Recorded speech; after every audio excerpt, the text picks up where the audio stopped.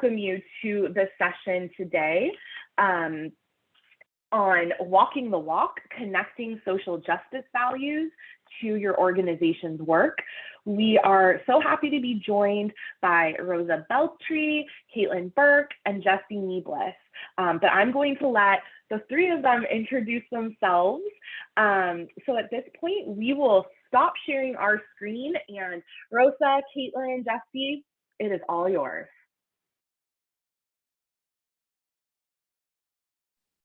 Thank you so much. What an honor to be with all of you today. We'll just go ahead and do the rounds of introductions. Once again, Rosa Beltry, pronouns she, her, ella.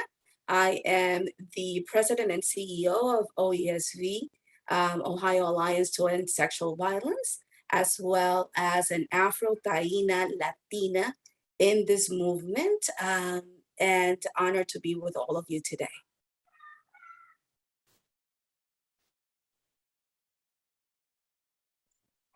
And my name is Jesse Neeblis. I am so thrilled to be here today and for the invitation from Ashley and Mo, and really to be co-presenting with Rosa and Caitlin. They're just outstanding, and I'm thrilled to be here. I'm the Director of Education and Prevention at the Louisiana Foundation Against Sexual Assault, or LaFOSSA. Hi everyone, my name is Caitlin Burke. My pronouns are she and her. I work with Rosa at the Ohio Alliance to End Sexual Violence, and I am the Director of Prevention and Public Health there. So thank you all for joining us today, and we're excited to get started. So today we're going to be looking at our agencies in Ohio and Louisiana with a focus on our agency infrastructure and the organizational makeup, the partnerships that we have, and the prevention work that we do and that we support in our states. And we're also looking at why we must integrate social justice principles into actionable practices. And finally, we'll discuss how to do that. And I just want to apologize. I love notes, so I'm sorry if my eyes go up and down. Today's workshop is designed to be a conversation, in as much as we're able to do that in an online format and joined by so many participants. I invite you to use the chat box for questions, feedback, and ideas. And in addition, we'll be using a program called Mentimeter to formally poll participants. And if you would like to participate in that, you can use Mentimeter on a smartphone or a window on your computer. And we'll give more instructions once we get to those slides. So we wanted to start off by talking a little bit about our organizations. In the next two slides, we've included our agency's mission, values, and primary strategies. As I mentioned, I work for the State Coalition in Louisiana, the Louisiana Foundation Against Sexual Assault, or LaFOSSA. We're based in Louisiana's capital, Baton Rouge, and we're made up of 12 accredited centers, 6 of which receive RPE funding on a 2-year grant cycle. There's 4 parishes or counties in Louisiana that do not have an accredited sexual assault service provider out of 64 parishes total. In Louisiana, there's no state funding for sexual violence prevention or intervention services. And I'm just going to repeat that because it just makes me seethe. The state of Louisiana gives no funding for sexual assault centers to conduct prevention activities, accompany survivors for forensic exams, staff their 24-hour sexual assault hotlines, help survivors navigate systems, provide long-term counseling or therapy, convene coalitions to work on improving prevention or response, or help colleges and universities, workplaces, houses of worship, and other entities ensure that they're safe environments. In 2018, LaFOSSA staff worked together to craft a mission and vision statement that we feel encapsulates our organization's vision, values, and work, and particularly centering larger social systems and power imbalances. These were then approved by our agency board. And we really wanted to ensure that we're focused on social change in addition to the essential crisis advocacy and individual skill building that so often makes up our movement's history and work. So our mission is, LaFOSSA is committed to empowering survivors, engaging advocates, and changing systems and social norms to end sexual violence in Louisiana. Our vision is, LaFOSSA envisions a world free of all forms of oppression that enable rape culture and sexual violence. I've also included some information about LaFosa's strategies and activities, which I'll go over briefly. We accredit service providers through an accreditation process every 2 years and conduct training and technical assistance to ensure that advocates and preventionists have the tools they need to do the essential work they do. It's also essential to us that this not be a top-down approach. So we also bring together centers for different cohorts and affinity groups, which I'll describe in more detail in future slides. LaFosa also does some direct services, including providing legal advocacy, running the statewide hotline, and working in correctional facilities. And we also do additional work in underserved or unserved parishes. And we are the pass-through organization for the Rape Prevention Education Grant, and we're heavily involved in the process of identifying the values and practices that we want our PE in Louisiana to promote. LaFosa selects and supports the 6 RPE-funded centers across the state using data and a values-driven process. Overall, our agency seeks to both elevate the voices of other people and agencies that are doing anti-oppression work and also to model that ourselves.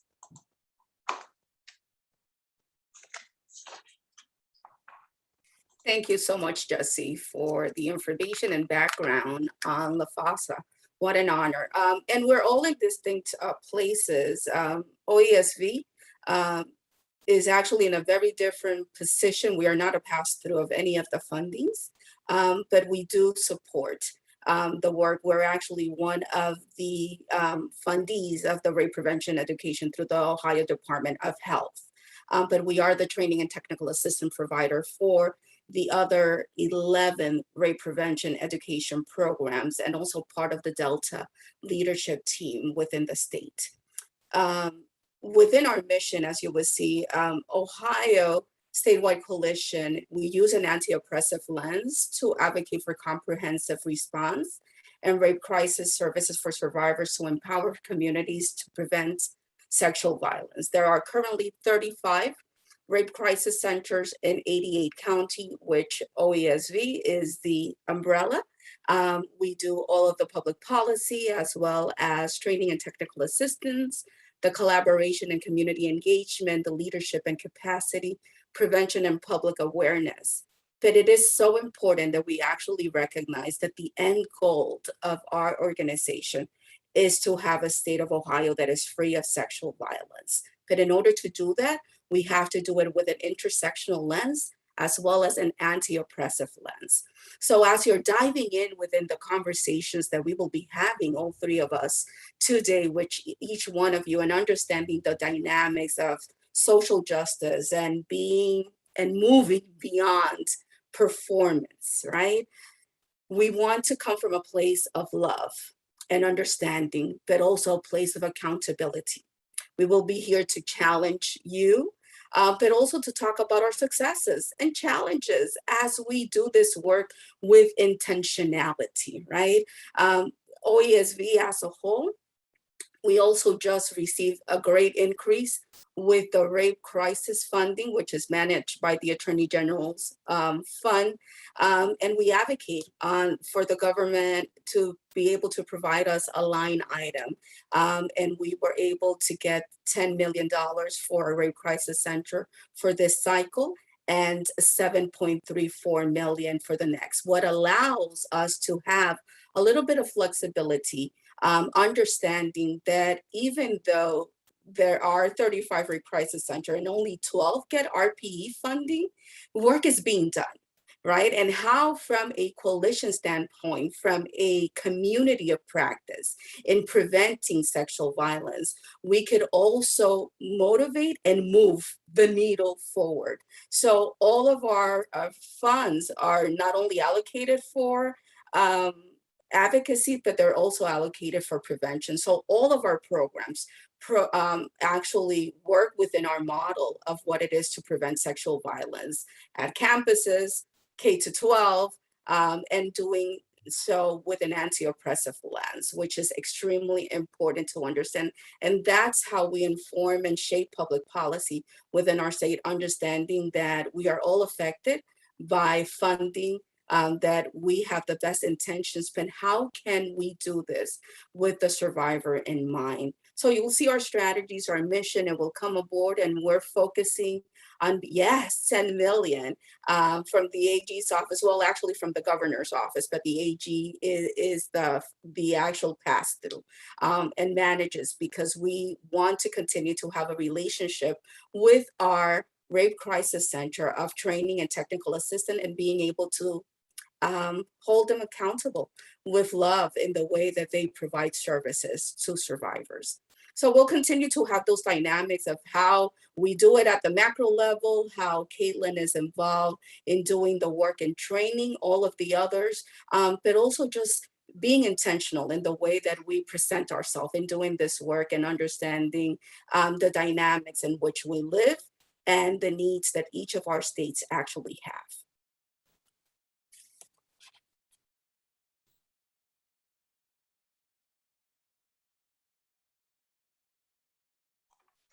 Thank you so much, Rosa. I appreciate all of that that insight and your leadership within the work as well. And I think, you know, we really wanted to include that information so that you could see where our organizations are different in terms of funding, in terms of access, in terms of being pass-throughs or not, and the different access and models that might give to do this prevention work. So why is this conversation necessary? We've heard throughout this conference from this amazing and diverse and passionate array of plenary speakers and other workshop presenters about the essential work of ending oppression as the root cause of sexual violence. We're not only working to prevent specific incidents of violence or specific violent and abusive actions, we're really working to change our world. And there are sometimes costs, both real and feared, to this work. Some agencies are worried about funding, especially when funds come directly from the very systems of power that we're challenging. There are also threats to partnerships, including being seen as alienating or coming on too strong, as though you could ever really come on too strong in the fight against sexual violence. But that is a real fear. Sometimes we've worked really hard to foster a partnership, and then the organization is revealed to be engaging in particularly bad practices. You know, we've seen that in colleges and universities, for example. Finally, our own experiences and biases can impact our work, whether we're fully aware of that or not.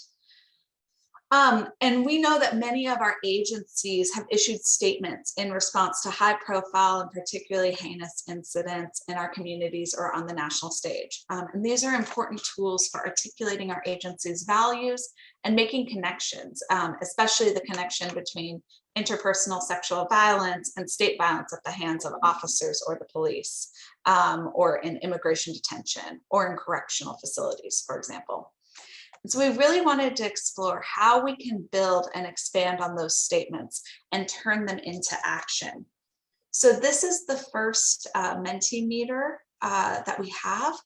And as I mentioned, you can use either a smartphone or a browser window to go to menti.com, and you'll enter the code 34403929. It's also at the top of these slides. And we're wondering, what are some ways that your agency works internally to promote equity and justice? And as a note, these will show up as a word cloud. So if you could keep phrases brief, that will help with it, you know, a few words. But yeah, please take a moment to go to Menti and use that code.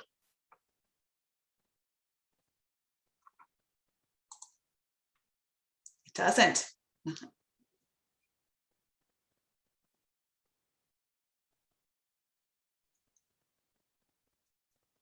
So I'm seeing things from it doesn't and none, committees and policies, education, having a diversity community or committee, we talk but don't walk, performative, work groups, hiring practices, self-care as sick time, a review of internal policies. Oh gosh, I appreciate y'all for participating. I'm seeing performative as a big window, which means more than one person has entered it. A little bit of education, different committees. It looks like DEI, you know, they're called different things, diversity committees, DEI committees, which is traditionally diversity, equity, and inclusion. Some trainings, tough conversations, critical conversations. I'm going to give a few more minutes because I'm really intrigued by these. Flexible personnel policies, looking at health equity. We got one, it sucks. Hard fought. Honest conversation. Staff initiated.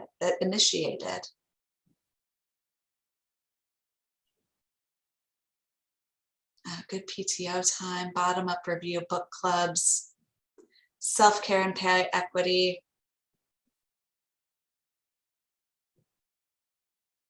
And this will be a part of the recorded training, so you will be able to access this word cloud following this presentation. I appreciate it. I'm going to give a few more seconds because I really do appreciate all these things that are coming through. We see policy review, rest days, affinity groups, better hires, wellness days. So I'm going to close the voting.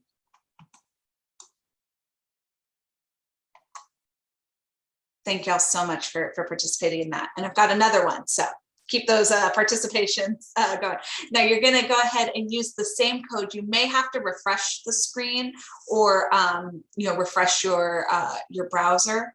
But we're curious about what ways your agency works to promote equity and justice in your community and state.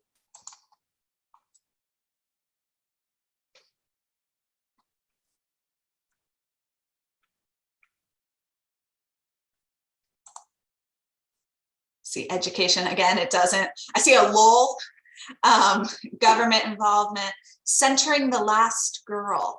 The person who put centering the last girl, if you wouldn't mind putting the resources for that, if you have them handy in the chat box, I think that would be really helpful.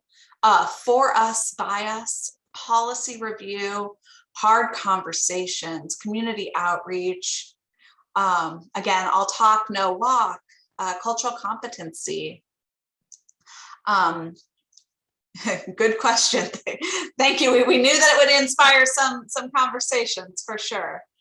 Training, law enforcement, activism, intersectional education, community outreach. I think I said legislative advocacy, but if I didn't, legislative advocacy, pushing back, building relationships. Lots of education and outreach are coming through, some policy review, research, support groups. I see again, staff are pushing for it.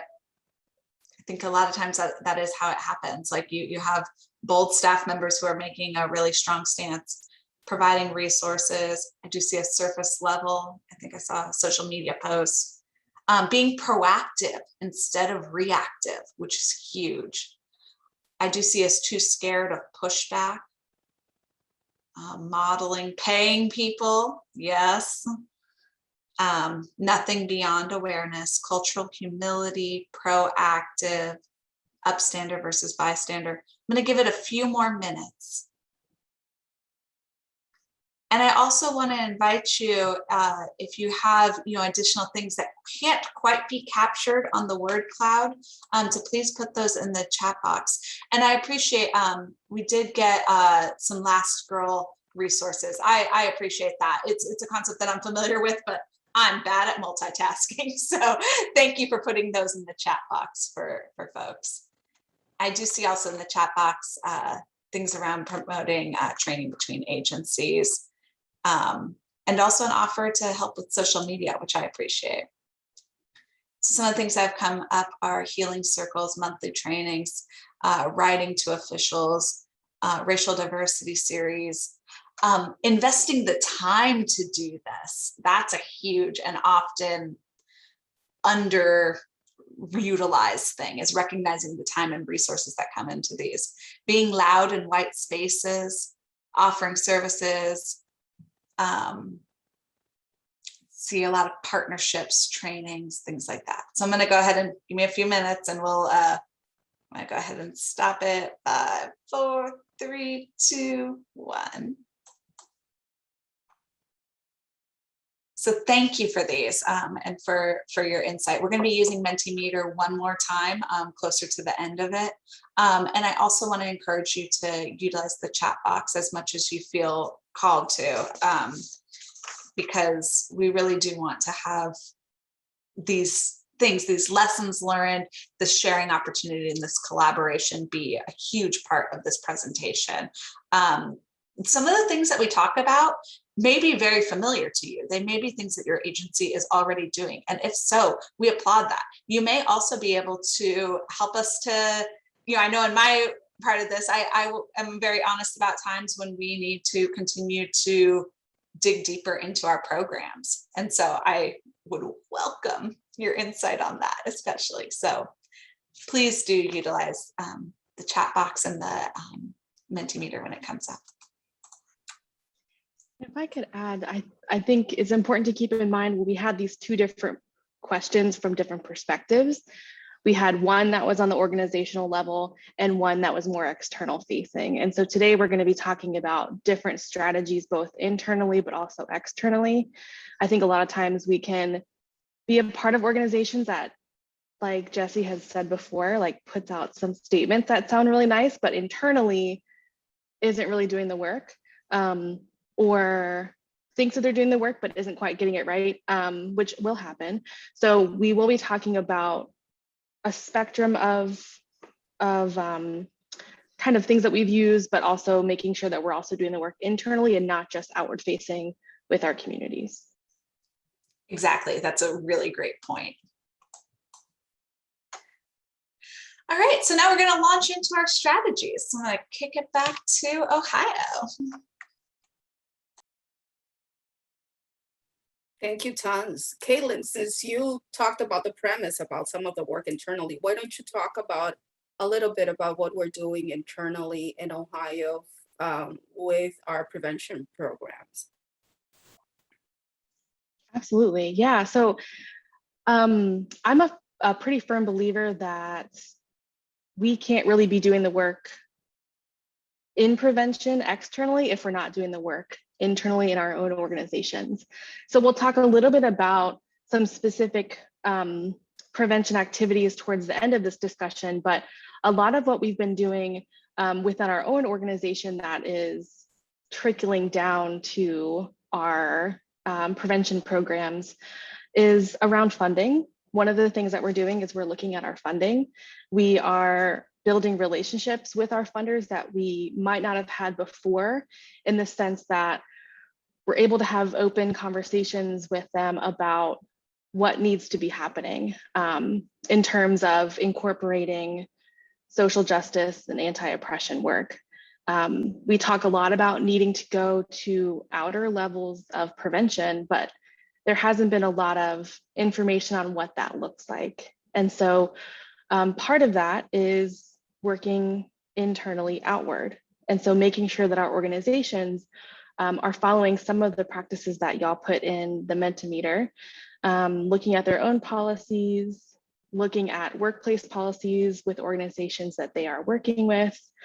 So a lot of it is funding, but also kind of modeling it. So we this last year have been really trying hard to incorporate the walking part, right? So instead of just putting out a lot of statements, we are walking the walk a little bit more than we have in the past. And so when we as the state organization is modeling that, our prevention programs feel much more empowered to do it themselves. And I've heard that from people that I work with, some prevention programs that I'm connected with. So those are just some things that are coming off the top of my head. And then internally as an organization, we've been doing a lot of work as well.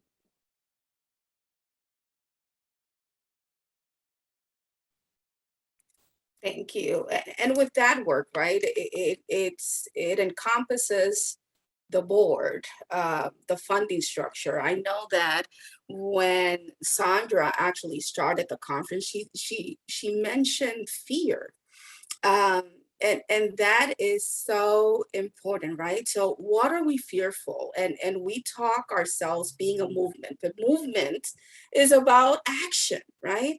And for a very long time, not only with the issues of social justice and understanding the intersectionality, we have been stale and we have been still, and we have not been walking the walk as an entire movement because of the fear of losing funding, of having difficult conversations about being in spaces that have been oppressive, of understanding all of those dynamics. So intentionality comes in many ways. You can write that performative statement all the time and it could be crafted beautifully, but what are you doing?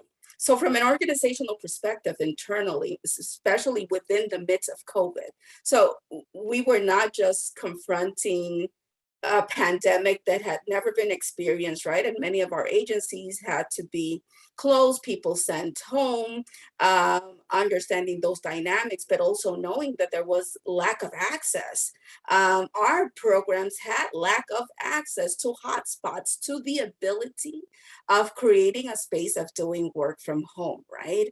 Of engaging with survivors, because sexual violence was not occurring in the midst of COVID, right? It still happened and it was being perpetrated in a different format. Schools, even though we said that they were closed, but the reality is there was still class being done electronically. But so we did an assessment and what were the needs? What were the needs of our agencies? How could they get connectivity? What were the needs of our staff?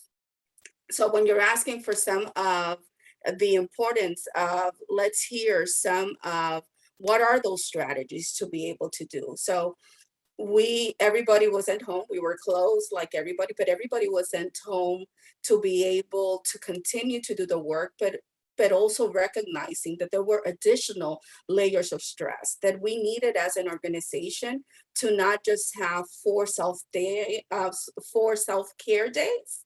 So we added an additional self-care per month that people don't have to say, and self-care looks differently for all of us, but no ask, no questions. We don't have our benefit package, right, of insurance and accessibility. We don't have it all lumped in one. So people have vacation that they accrue, people have their vacation time, their sick time, as well as their self-care days, and other things that come into play. So now we have 13 paid holidays also, and that includes Juneteenth, that we actually close our offices to ensure that people are centered and being able.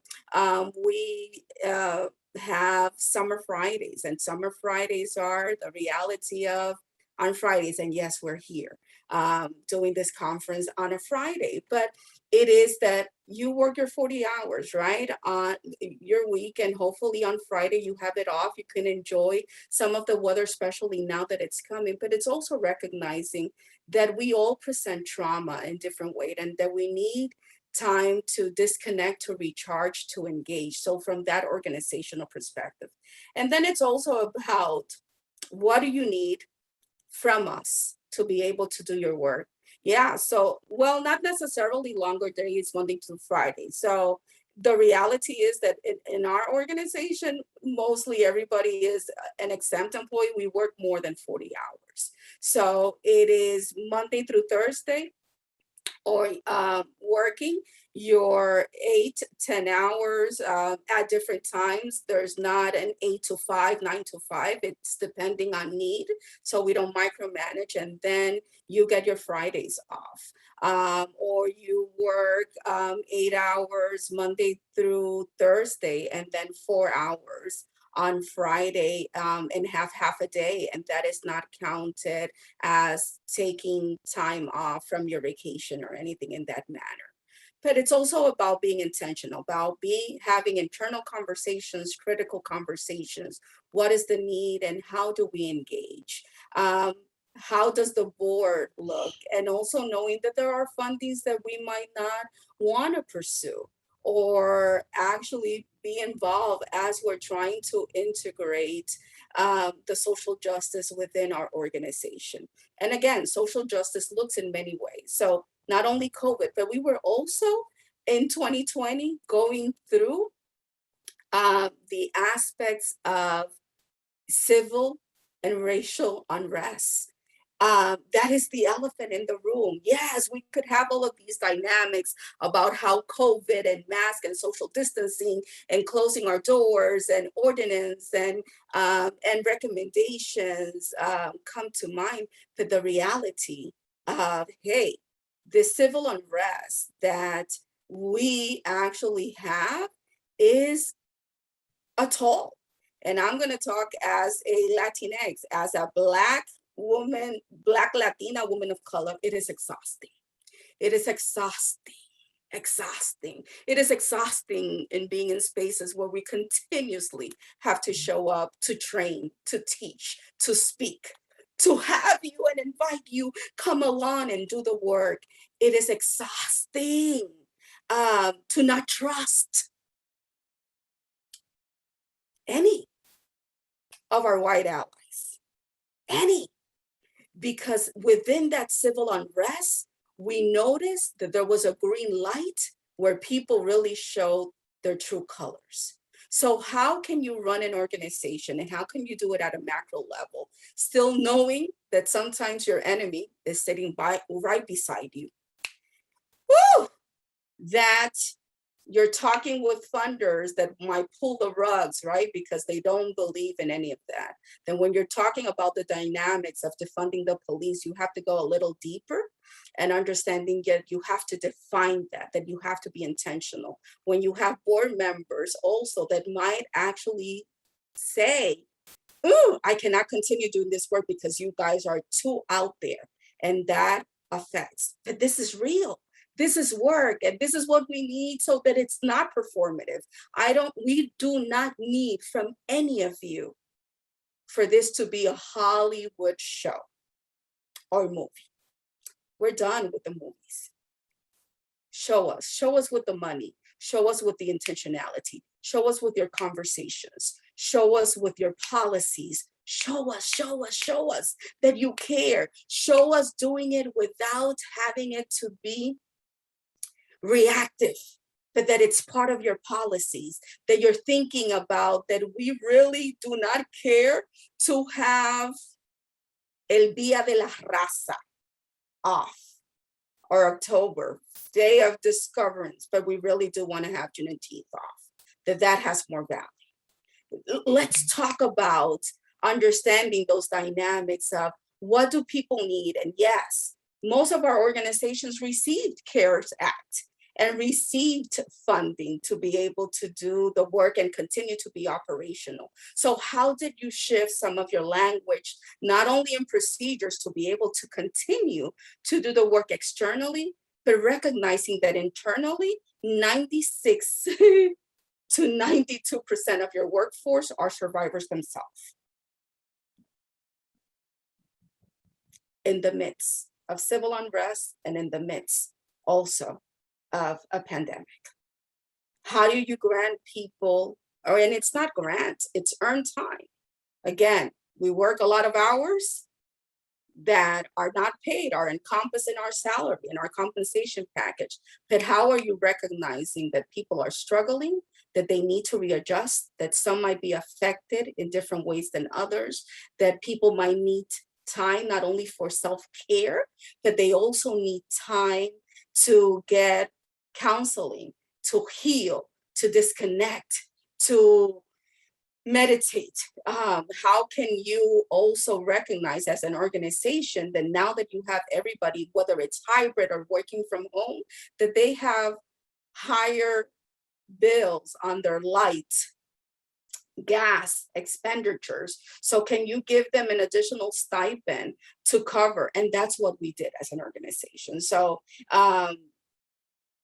not perfect, not there, but we were able also to cut a check for benefits to each one of our staff members. We did that in October, we did that again at the beginning of the year so that if they needed to use that funding to go ahead and utilize it, even though we had to stop our 401k match, but there were other ways of letting the staff know, we hear you, we see you.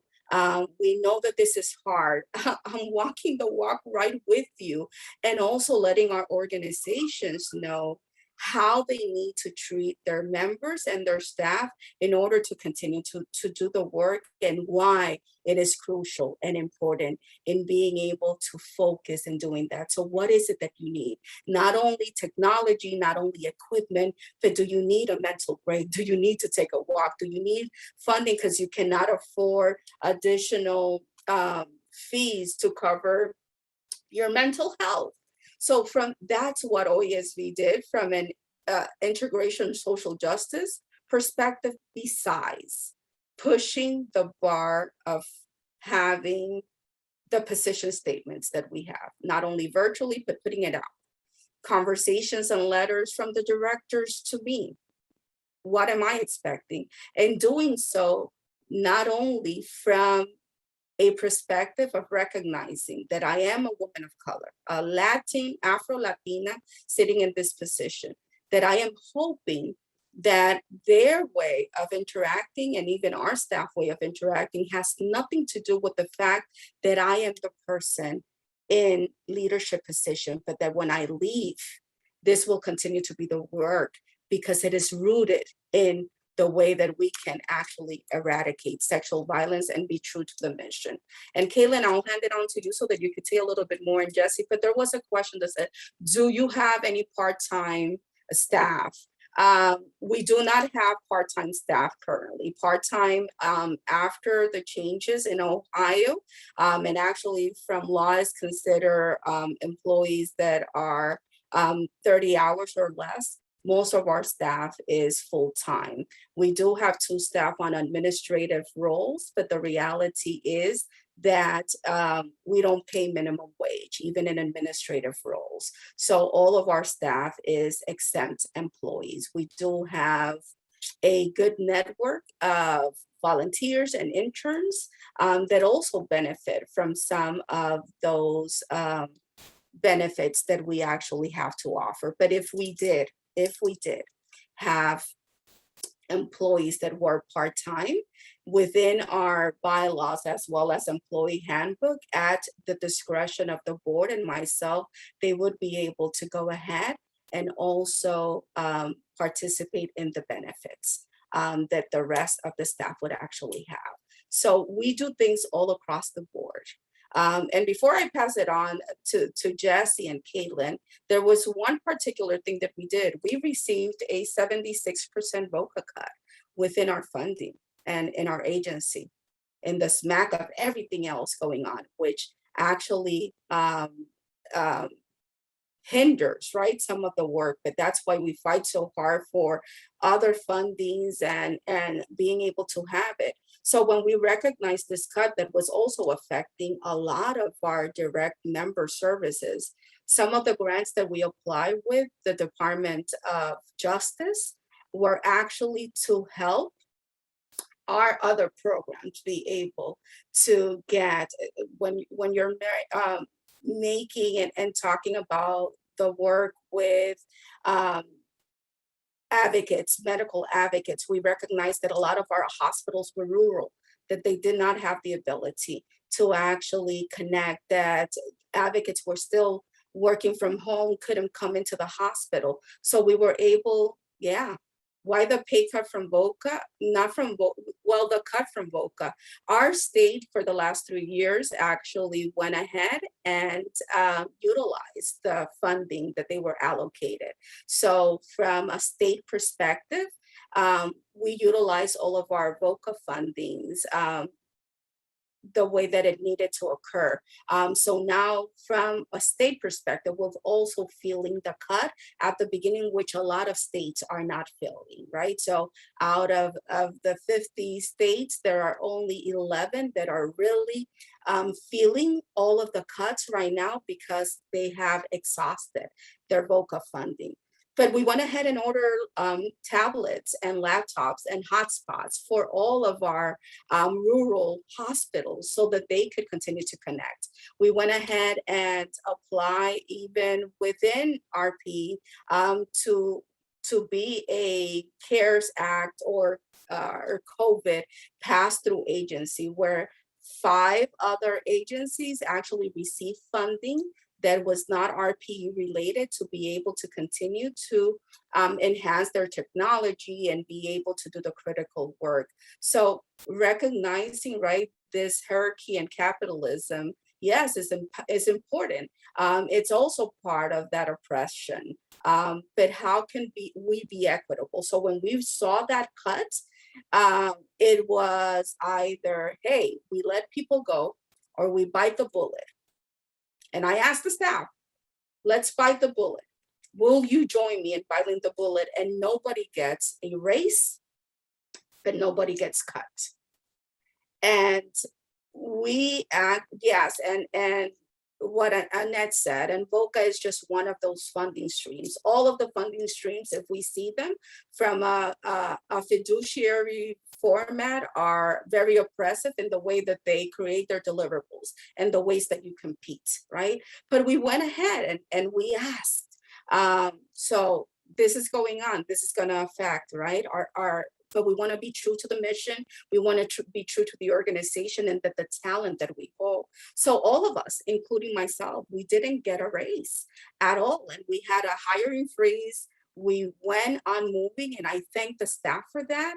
And when we were able to settle down at the beginning of this year again and check and verify our numbers, we went ahead and were able to backdate, back pay, do the increase when we actually receive the increase of the rape crisis funding. So being intentional for your staff is part of also being able to look great outside in the community. We cannot do this work externally if we're not doing it internally. If we're not in tune as directors, managers, supervisors with the needs of our staff internally, and how can we mitigate some of the losses and understanding that we're all in this boat together. Yes, endemic injustice as a whole in the way that fundings are created. And that's why we have to think as a movement outside of the box of how we're requesting fundings, but we also have to do a little bit more of a push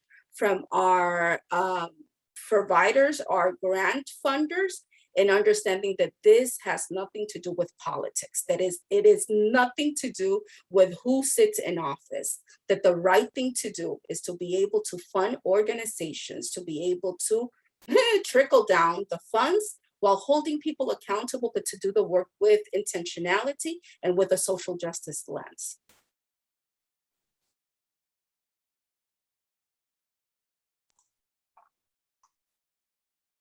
Hell yeah.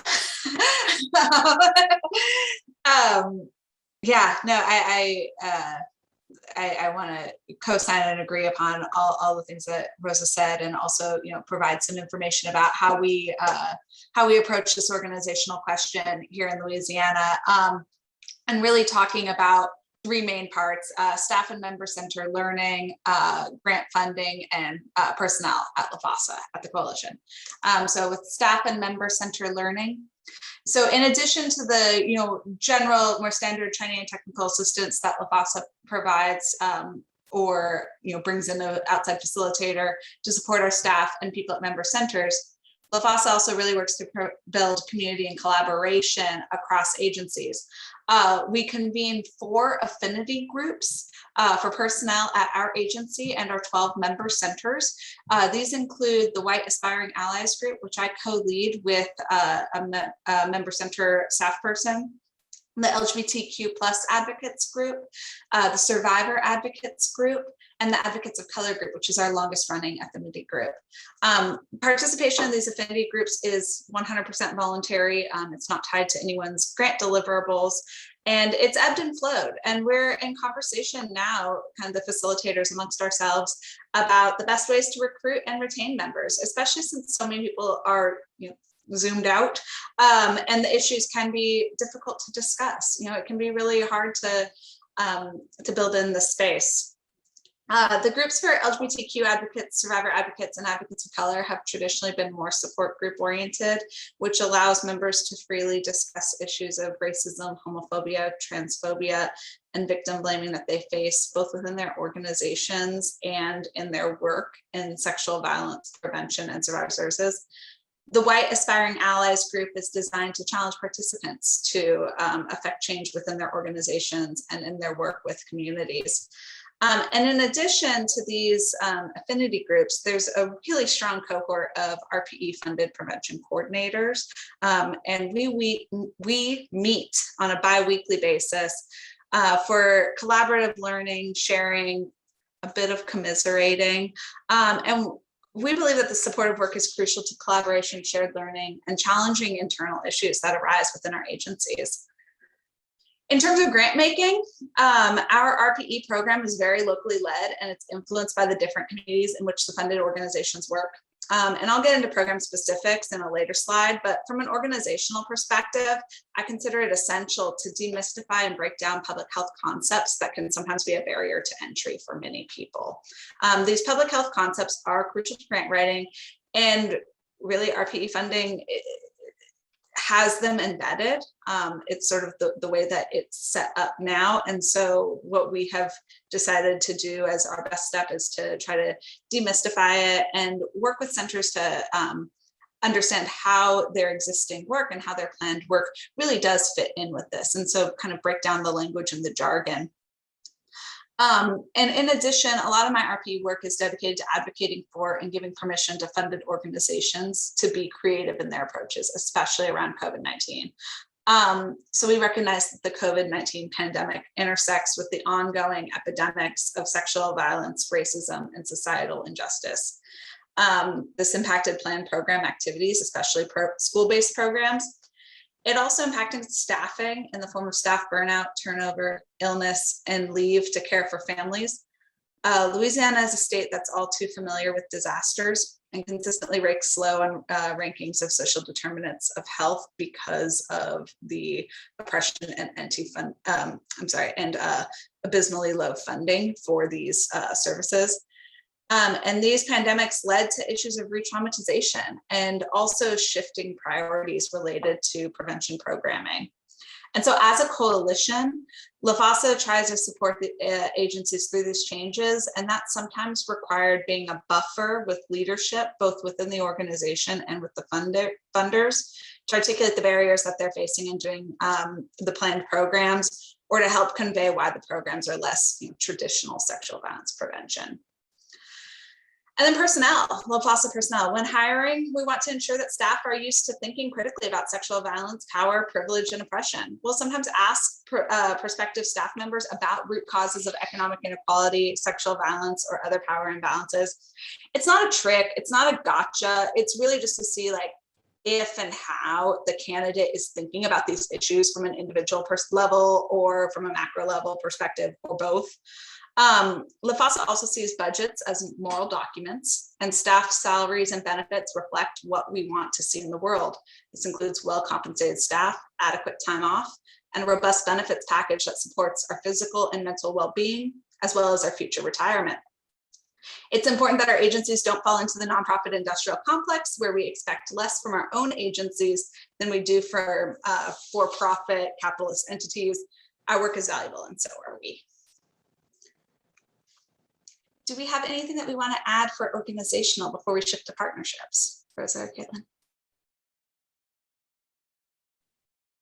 Caitlin, do you want to say anything about the groups, White Aspiring Allies or roles? Yeah, and that can actually help transition to the next slide too as well. So similar to what Jesse was just describing, and kind of what we talked about with the organizational support, Ohio has several different groups convened by the Alliance. So we have the Anti-Oppression Committee, Women of Color Caucus, the newly formed Men of Color Caucus, and co-conspirators in ending oppression. And so as an organization, it is expected, highly encouraged that employees are actively involved in those committees. And so again, I put in the chat, like the organizational support is so necessary for this work to be done. And so having that expectation that this is part of your job, is to be a part of these committees, is to be active in those committees, to participate in the projects that are put on, in the blogs that we write, in some statements that we write. That's important for our work. And so that is one of the kind of modeling pieces that we see. So part of our partnership is encouraging other member programs to be involved in those committees as well. When for like the Anti-Oppression Committee and the Co-Conspirators in Ending Oppression, those are currently closed, but when they are open, we are actively nominating folks to join those. So we've talked a lot about funders so far, but because we are not a pass-through, we can also be a buffer in a different way that Jesse can with funders. And so although we do receive rape prevention education funds, we're also the coalition. And so we feel like we have a little bit more empowerment to tell the funders what is and what is not working. So working with them to ensure that not only that those who are funded are trained in anti-oppression or social justice, but that they're also incorporating that work into their activities. So Ohio is unique in that our rape prevention education funding is deliverable based. And so we have to write out all of our activities at the beginning of the grant cycle. And then once those are fulfilled, that's when we get reimbursed. And so encouraging our member programs to write in like community organization or community engagement activities, to incorporate some of that training if they need it. But as we'll go into on the next slide, focusing less on that individual education and more on policy work, community engagement. That also means advocating for issues that are not necessarily just focused on sexual violence. We know that all forms of oppression, all forms of violence are connected. And so working with our funders, working with our member programs to understand that if you are doing work on gun violence prevention, for example, you are still going to be doing violence prevention, sexual violence prevention work. And so just kind of that empowerment that we don't just have to be kind of tunnel vision on sexual violence. So for example, OAESB last year put out some statements on the release of incarcerated individuals during COVID, because we knew that that was a public health crisis. And so again, that really strong public point of view that might have been seen as controversial to some, as the coalition, us putting that out was a big modeling piece and empowered our programs to do some of the same work. So mostly just the partnership is encouraging work and engagement and work that's not just sexual violence focused, but is related, right?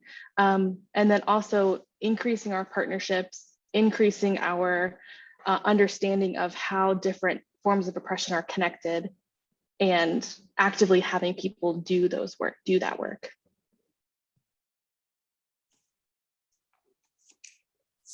Awesome. I'm similarly going to kind of talk about kind of three parts as well with partnerships, the learning that we host, the expertise that we provide, and barriers and facilitators that we experience. LaFossa works closely with our partner organizations and agencies to promote social justice. This includes paid cross-training opportunities,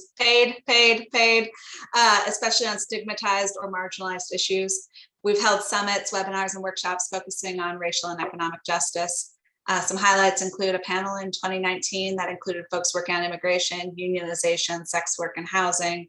Webinars in 2020 on the impact of slavery on Black women, especially survivors, consent and healthy relationships with a focus on LGBTQ+ communities, and trauma-informed anti-oppression focused prevention work related to sexting and non-consensual image disclosure, commonly called revenge porn, and other cross-training. We believe that's essential that we center this work in our training calendar and specifically make space for that work in general, and then also integrate these lessons into all of the trainings that we provide. We want to highlight organizations that are already doing the work and forge connections with them. And we want to prioritize those most impacted by oppression and inequality, again, in all of our training opportunities. We also lend our own expertise and clout at legislative sessions, speaking opportunities, and in working groups. This includes speaking about the intersection of sexual harassment and low-wage service and hospitality work at events like the Fight for 15 rallies, providing testimony related to sex work decriminalization and abortion access for minors who need judicial bypass, and being a vocal supporter at Louisiana's first Survivor Lobby Day, convened by Louisiana Survivors for Reform, excuse me.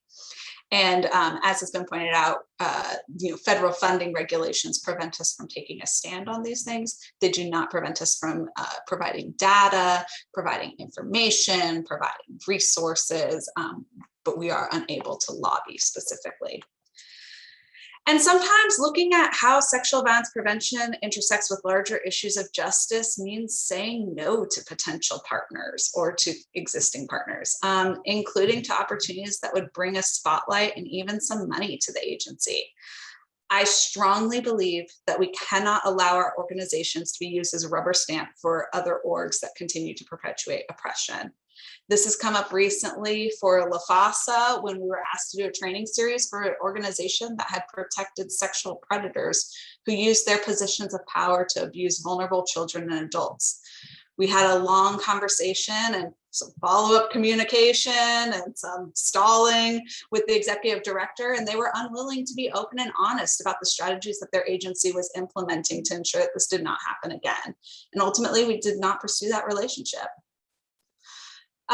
We're lucky to have support from the Louisiana Office of Public Health for work that addresses oppression.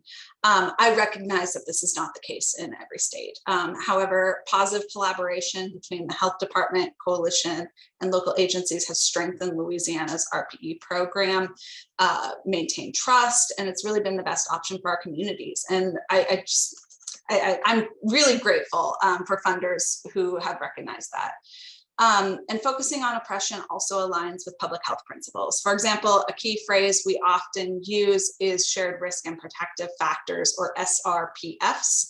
Focusing on the shared risk and protective factors for multiple forms of violence and injury allows us to really dig in and get to the root causes of sexual violence, as well as other power-based violence and accidental and intentional injury. And this promotes even more collaboration opportunities and strong, comprehensive prevention programming. So we found that that language specifically really does help us to, form and maintain that relationship with our funder, and it gets us in the door with other agencies. And I'm going to continue talking in the next slide, which is around prevention.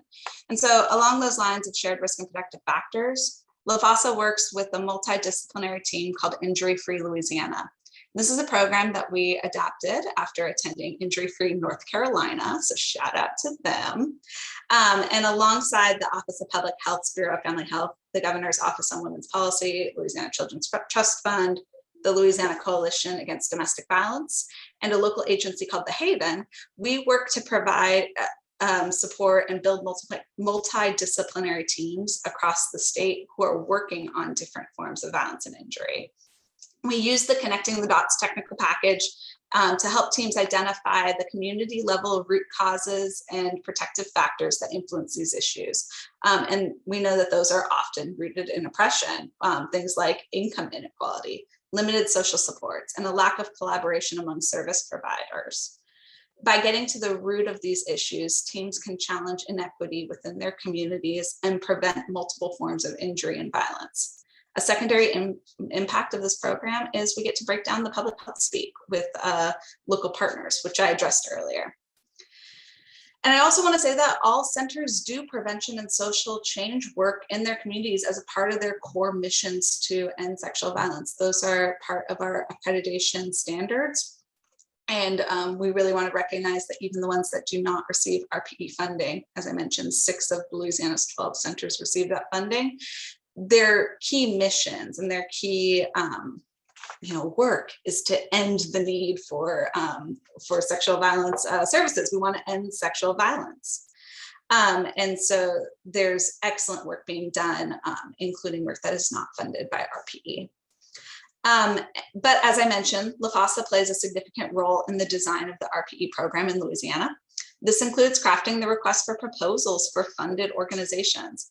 And our RPE funded programs really center local priorities and issues, especially norms, environments, and opportunities. Granted, this does make it harder for us to evaluate the programs. They all have tweaks, or they're completely unique, very locally designed, but it makes the program stronger and more relevant to their community. So our coalition, we do a little bit of extra work to make sure that they're able to design the best programs possible. And furthermore, centers are encouraged to address larger issues of oppression through their programs and to modify existing programs. Some examples of this include a supplement to Coaching Boys into Men that was developed called POP, or Power, Oppression, and Privilege, that came about following the uprising after Derek Chauvin murdered George Floyd. Programs designed to promote economic opportunities for young women in their community, and more. We acknowledge that when our focus audiences don't feel supported, when they're struggling to meet basic needs, and when they aren't listened to and respected by the powerful decision makers who affect their lives, it becomes almost futile to talk to them about self-efficacy for bystander intervention, for example. We need to meet basic needs. We need to be a catalyst for structural change and for tough conversations. And in addition to the programmatic support for comprehensive prevention programs in Louisiana, LaFossa's RFP for RPE funding also includes a health equity statement around salary and benefits for RPE funded personnel. We're currently working through the best ways to add some teeth to this statement while respecting local needs and agency autonomy. But for now, I'll put it in the chat box, how we phrase it.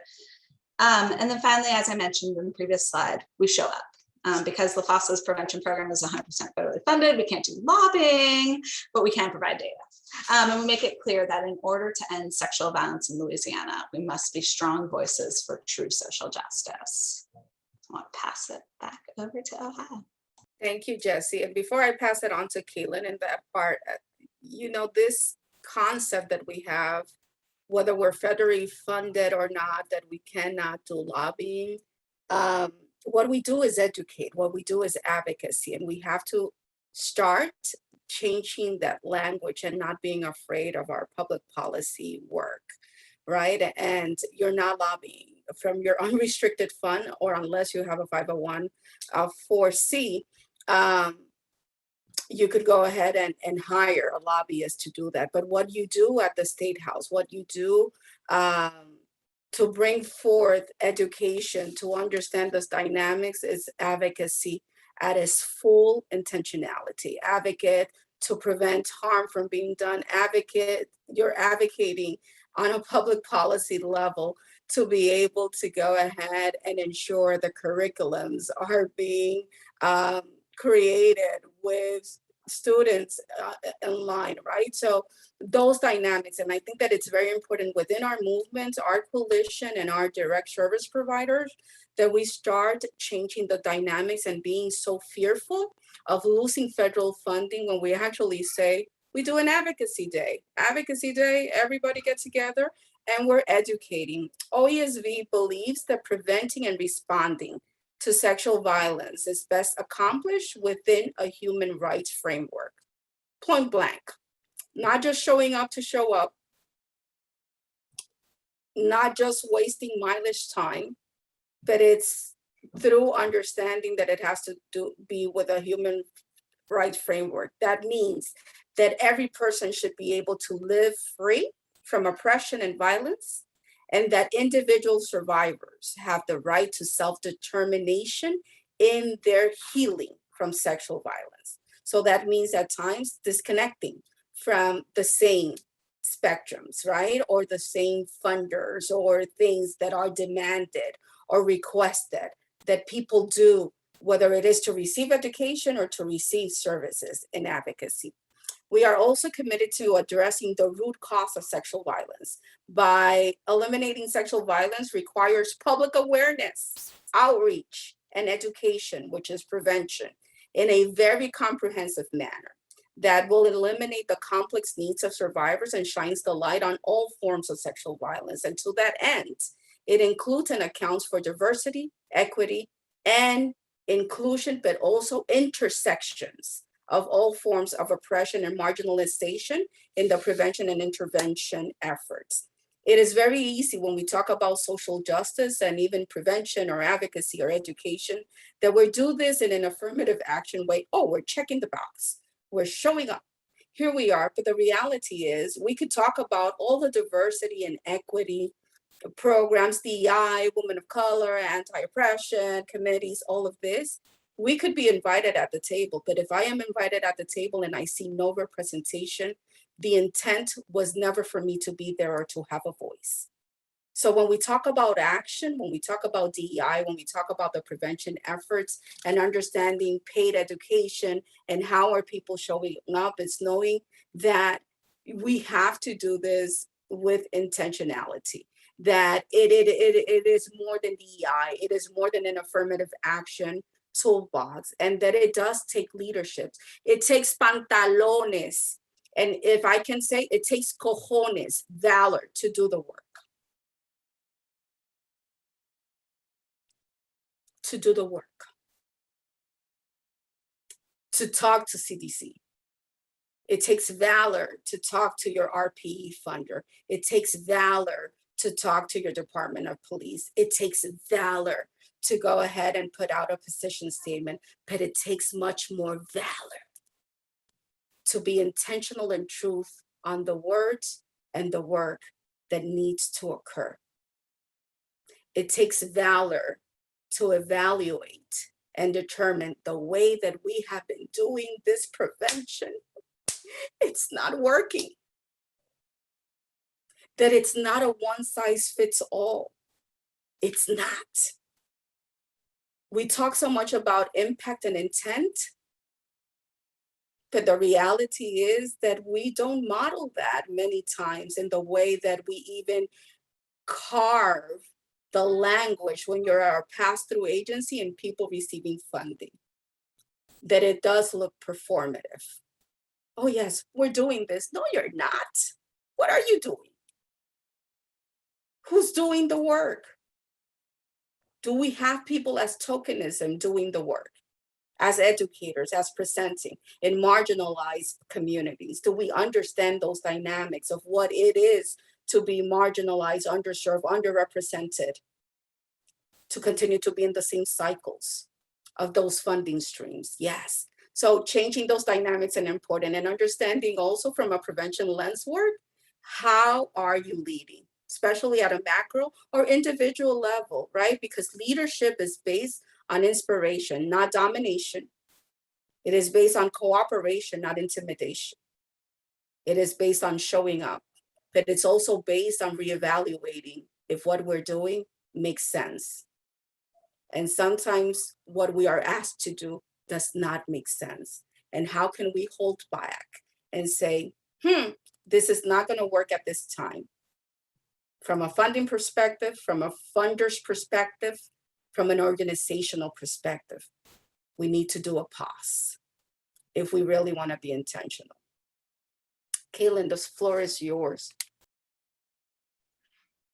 Thanks, Rosa. I mean, and that's kind of what we've been talking about this whole time, is really just like having the courage to have those conversations. And as the statewide coalition, we are in the place where we can have some of those conversations with our other statewide organizations so that it does affect our member programs, right?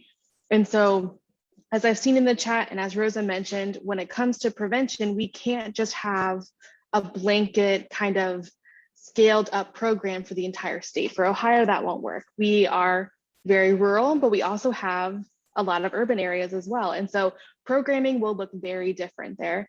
And so from the state coalition perspective, we are encouraging folks to, using either lived experiences and or data to understand what the program should look like with the communities that they're working with.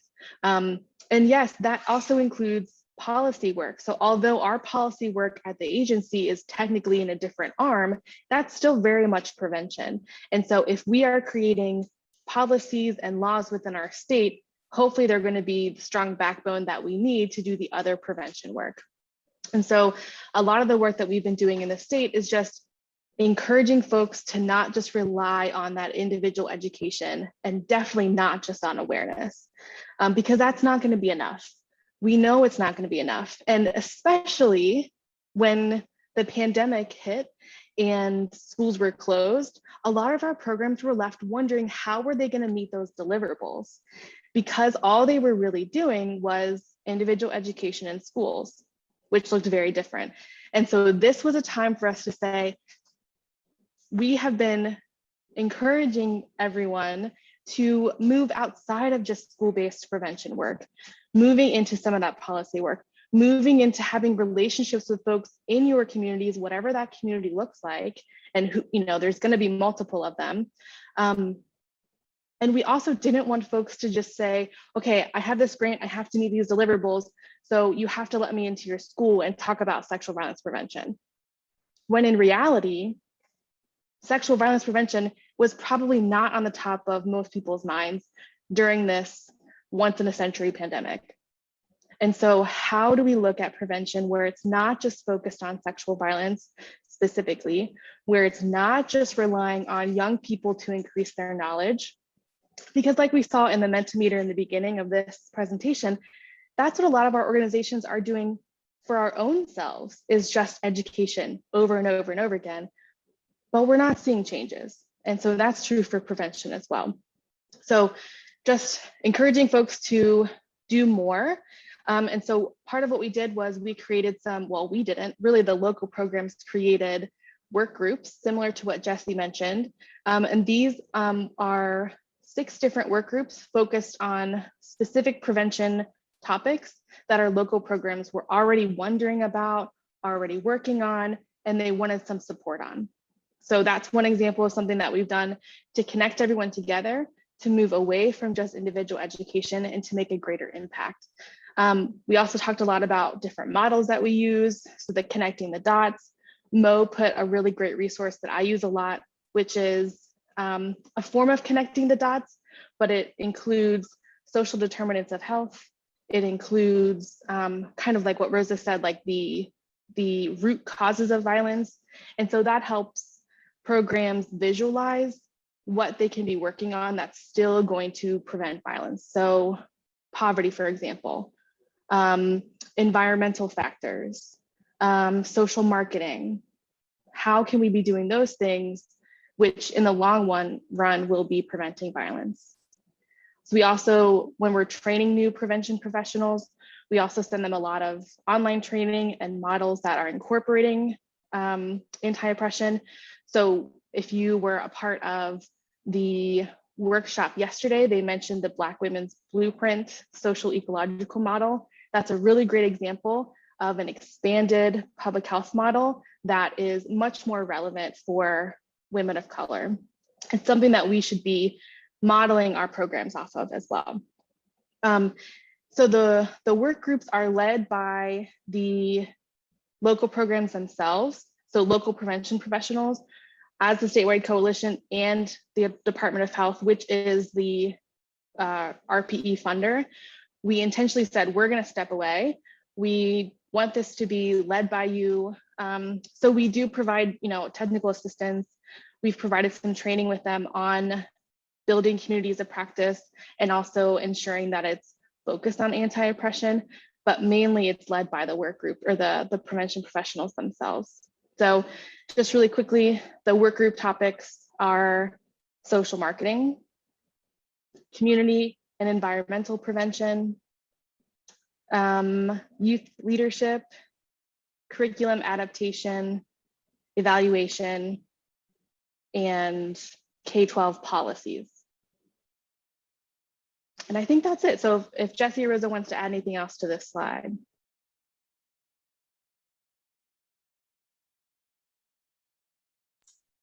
So we had another Mentimeter question as the next one, but I think we can use our last minutes for either open question, answer, ideas, or please feel free to utilize the chat box. I am going to go back to the Mentimeter just in case someone's more comfortable putting it in somewhat more anonymously.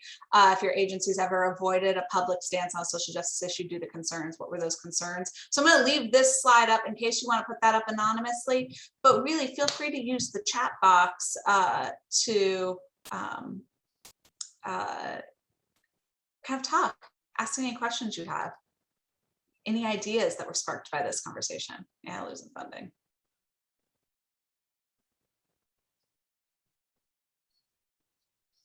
Oh yeah, Caitlin, I think those work groups are a popular idea. Yeah, funding donors, our relationship with law enforcement. Yeah, Caitlin, and one of the question is, who leads the work group? So if you wanna answer as they're asking that.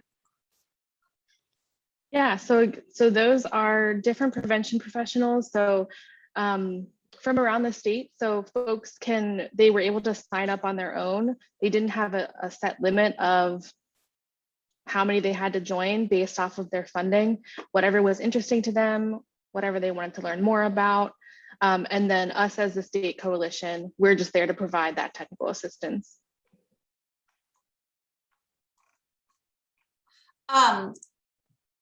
So Melanie at TASA says, I'd love to be a part of and help create a work group for other prevention workers at coalitions, or if there's something like that exists.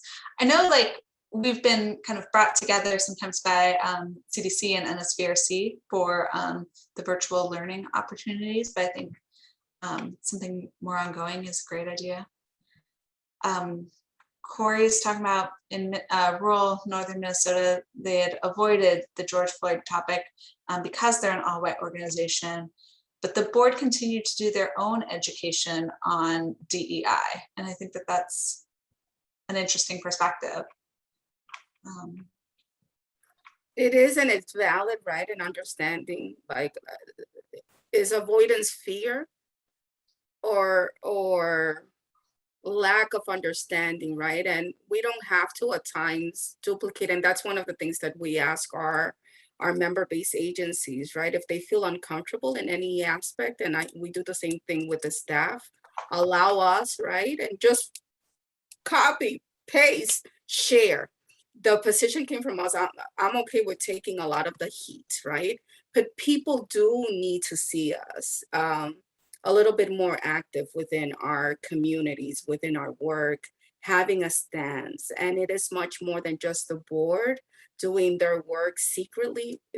Communities, in order for them to access services, they need to feel that we're there, that we are in accord, or at least some of the suffering to be seen. And sometimes we have stirred away from doing that because of the fear of funding or how that is going to look, or power imbalance, right? So I'm going to challenge my sister coalitions agencies here. And I've done this in our directors meeting. You guys need to do more, more with your board, more with your recruitment, more with your staffing, more with your programming. And it starts with us, right? Coalitions need to take that macro level work and be able to walk the walk so that others can follow. We cannot demand for others to do stuff that we're not doing, even with the fear of retaliation or losing the job, right? We have to do more. And it's much more than even having the woman of color within your organization write those position statements, because that's fake. That is completely oppressive. So just in case you don't know that. So doing the work is showing up. and pushing and right. And even as you hear conversations that are uncomfortable, even in the way that they are framed, the reality is that we all come with our privileges and our biases. And when you're being pushed, I assure you that none of us want to take you to a fall or to a brink, but to a position of change. We cannot continue to do this work the way that we have done it. We cannot continue to do this work with an anti-oppressive, without a social justice lens. And in the same manner that we have been doing, and we cannot continue to do this work oppressing our own internally. I think that that's such a good reminder, avoiding tokenizing, and then also, you know, amplifying the voices of partner organizations, as you mentioned, you know, like putting their work, you know, using your platform to amplify what they're saying is a really good role that we can play. And we can also hold our agencies and our funders accountable with love. You can generate that. Why? They could talk the talk and say all of this, but what are you doing? Or this doesn't look right, right? Or no, and you can say no. No is good. We talk about consent, right? So consent is power, and you have the power to say no to funding that is discriminatory, to say no to funding that is oppressive, to say no to funding that hinders us, and to disrupt those. I saw a comment, and I know that we're almost out of time, in reference to worked in Ohio and never saw. We are not a dual agency. We are a standalone coalition. Ohio is one of 11 states that has separate coalitions, and it's because we understood that in doing this work, even though there are things that we intersect in, there were things that we needed to do uniquely and differently. And we have been doing that work, even though we collaborate, understanding that everybody has to stay in their lane, and allow us to do the work with the intentionality that we want to do that. The other thing that was asked that I do want to respond is, are we changing the dynamics in reference to organization and our hiring practices, right? So hiring practices states and says having a degree, a higher education degree. So depending on the position, that is not demanded. But we don't normally, even though we post that, we do not discriminate against anybody, including their education. So we have people with master's, doctorates, but we also have people with only high school diplomas working with us. So wanted to throw that out there, and how important that is to be flexible in that.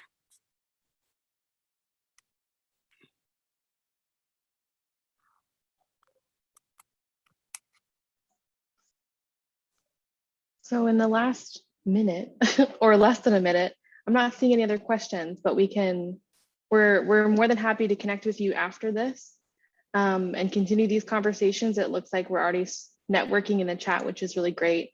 So our websites are here, and if you go to our website, you are able to find our organizations, our different employee contact information. And then I think we can also put our information in the chat as well if folks want that. But I think we're at time, so thank you, everybody.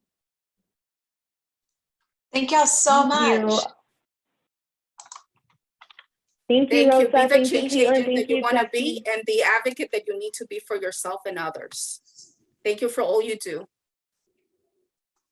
Thank you. Thank you for giving us that action step to take, Rosa. Thank you all so much for joining this session today. I hope you have a wonderful end to end that. Gosh, we just have one more session to go. Thank you to our Spanish and ASL interpreters, to our captioners. Thank you to my Valor colleagues, Imelda and Tori. Thank you, Mo and the National Sexual Violence Resource Center. Thank you again. This was a fantastic conversation, and we just can't thank you all enough. Take care, everyone. We'll talk soon, I hope. This ends the session for now.